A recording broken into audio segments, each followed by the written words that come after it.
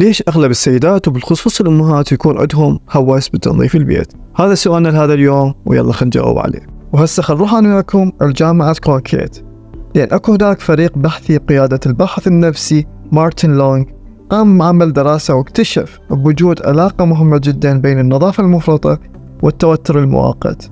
بمعنى إنه كل ما الشخص يكون متوتر وقلق راح يلجأ النشاط بسيط، وعلى الأغلب هذا النشاط يكون تنظيف حتى يلهي نفسه بيه ويقلل من التوتر.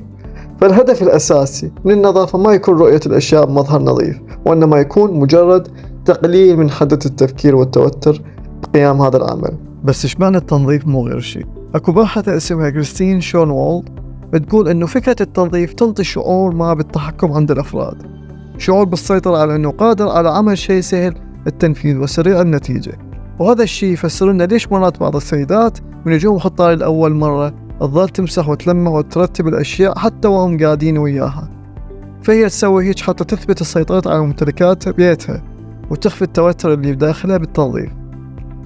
وعلى هذا الأساس تقدرون تعرفون إيش قد أمهاتكم أو زوجاتكم يكونون متوترات وتعبانات من تشوفوهن مهووسات بالتنظيف بشكل مو طبيعي.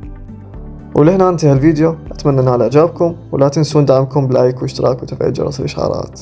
كان وياكم مسلم علي.